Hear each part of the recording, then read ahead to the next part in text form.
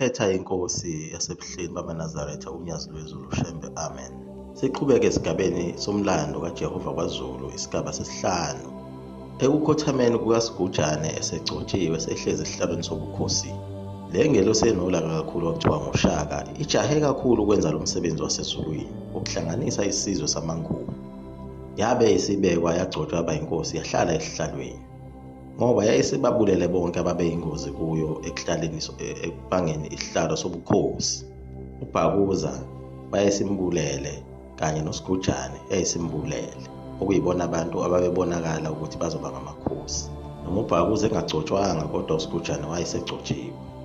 Ibusa nje inkosi uShaka sisekhona lesi sizwe sakwaNdwandwe esiyingozi kakhulu. Siyaqhubeka nokuthatha onke amakhosi siwafake ngaphansi kwayo, siwanqume namakhanda, ngoba sasesidla zonke izizwe lesi sizwe sakaNdwandwe. Kanti uNkulunkulu wayengasithandi ngoba sasizokwandisa ububi emhlabeni. Ekunqunyeni kwenkosi uMashobane, isizwe sakaNdwandwe sabuye sabona ukuthi naso lesi sizwe sakaMthethwa esiphethwe udingiswayo kuyadingakala ukuthi silahlekelwe le nkosi ewudingiswayo, inqunywe phela nayo ikhanda. Wabe esenza adume ngazo uNtombazi, uNdlovukazi wakwaZwide, wayichela intelezi yakhe endleleni lapho kwakuzodlula khona inkosi yakaMthethwa udingiswayo phela. Ekweqeni kwayo intelezi inkosi udingiswayo yabe sihamba isiyolala nje esigodlweni njengokujwayelekile, yagadwa. Kodwa inkosi yayiyaphuma ebusuku ngazo lezi intelezi ezayicheliwe zalo mama lo uNtombazi phela. Nayo yenza njengamanye amakhosi, yahamba yaze yafika yayinikela yona esigodlweni, bayihlangabeza bayithola basebeyisa khona laphaya esigodlweni sikamama uNdlovunga phela. Hayi inkosi udingiswayo yanquma ikhanda, kwahlotshiswa ngayo esigodlweni. Isizwe sakwaMthethwa sasizophathwa yibona futhi abakaNdwandwe. Nakhona lapho kwakuyilo icebo likaNkulunkulu ukuthi afake izimivi kulezi ngelosi ezimbili ukuze zikhumbule ukuthi umsebenzi ezaziwuzele imuphi, ngoba njengoba sekubulewe ubaba walengelosi ekuthiwa uShaka, kanti nele ekuthiwa uMzilikazi nayo sebulewe ubaba wayo. Lezi ngelosi zombili zabanga ulaka oluyisimangaliso zombili, ngoba uShaka wathi mayithola ukuthi usebulewe udingiswayo, wabe naye sefuna ukuziphindiselela kulesi sizwe sakaNdwandwe.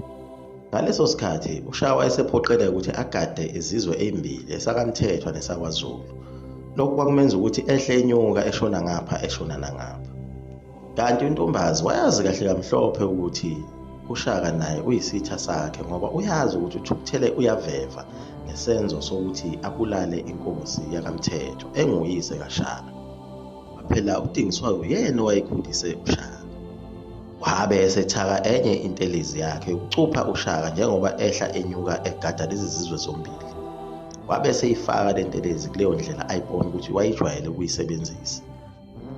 Kanti kukhona umtshali owayehola abantu bakwaMtshali. Igama lakho kwakuyi umtshali ngoba bebekhonze kakhulu ukutshala amasimu. Umtshali lona wayibona lento yenzeka ngoba wayekhelene naso lesi sizwe. Kodwa umtshali wafikelwa uzwelo lokumzwela uShaka, wabe semnyenyezela, wamtshela ngale ndaba ukuthi ungabusahamba ngale ndlela ovama ukuhamba ngayo, ngoba uNtombazi ucuphile ngentelezi yakhe, nawe uzokunquma ikhanda.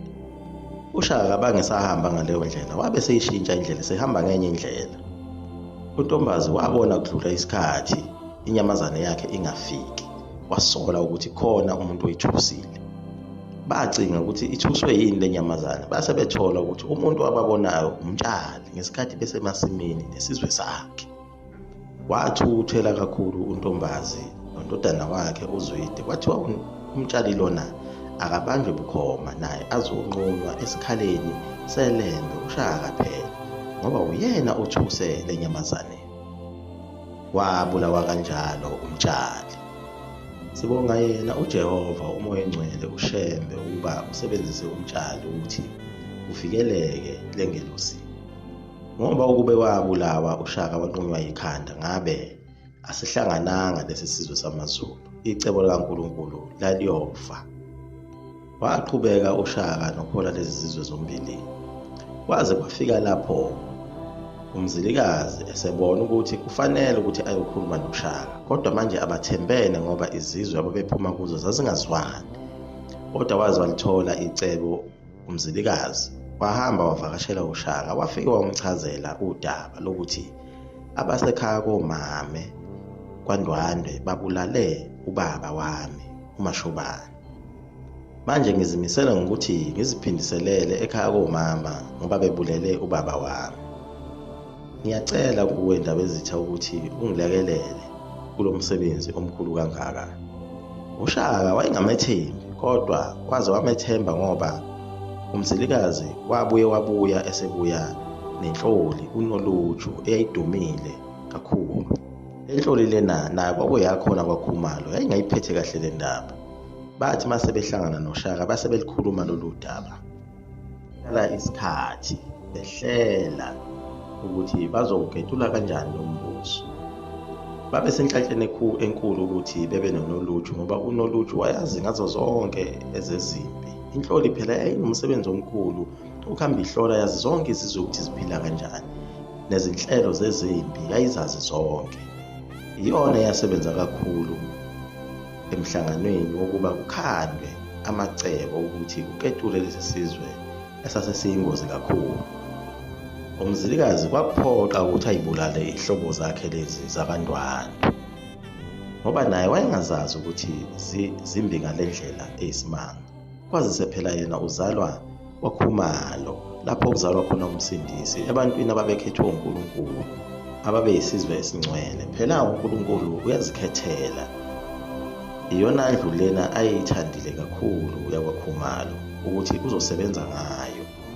Njengoba nasekuqaleni ngingachaza ngesizwe samalala ukuthi naso isizwe samalala sake sakhethwa uNkulunkulu ngoba kuthiwa yisona sizwe ekuthiwa sakhanda iJerusalema, umuzi kaNkulunkulu. Njengoba ngingachaza ukuthi sisuka eEgypt, kubizwa ngokuthi siyisizwe samaKhemethi. Ngalesi sikhathi naso isizwe sakwaZulu sasisayisizwe esikhethiwe ukuba sibe nengelosi eyifana noShaka, ukuba izosiza abantu, izobasindisa, izobahlanganisa. Kodwa umoya ingcwele onguShembe ngaleso sikhathi wawungasekho, uhambe nomzazela elena kwelasentabamhlophe ngoba elondolozwe khona esazozala umsindisi owayezosindisa sonke isizwe sabantu abamnyama, esithathe asihlanganise ngokwenkolo, sikhonze inkolo eyodwa kaNkulunkulu. uNkulunkulu wayephatheke kabi ngalesi sizwe ngoba sasesiqalile ukuphuma endleleni, singasayigcini imithetho yakhe, sekugcwele izimpi ezinkulu ezweni. Ingakho-ke wehlisa lezingelosi nobuthakathi babandile kakhulu, nezangoma mbumbulu zazikhona zandile kakhulu ezweni. Ingakho yena uShaka lo wagcine ekhande itulo lokuba abulale imbuzi bese echela ngegazi esigodlweni. Kwaba ukwazi kwakhe yedwa, wabe sebiza zonke izangoma ukuthi zizokwenza umhlahlo. Izangoma zonke zayazama zehluleka, ezazehluleka wazibulala ngoba wayecasulwa ukuthi izangoma zaziqambela abantu amanga bese beyabulawa bejojwe kuthiwa bayathakatha. Wase zihlola ngaleli cebo alenzayo, zafa zonke izangoma ezazilapho. Kwasinda isangoma sakaMadondo okuyisona sasiyisangoma seqiniso esabona lento. Liyaguqiqa ikumgedlela umakhuluskopu ngenzani, imali yami igcwele isikhwama, umzukulu kaMafutha uMkhovu. Inkosi ibusiseni izweni, phinde lilalele ngokuzayo.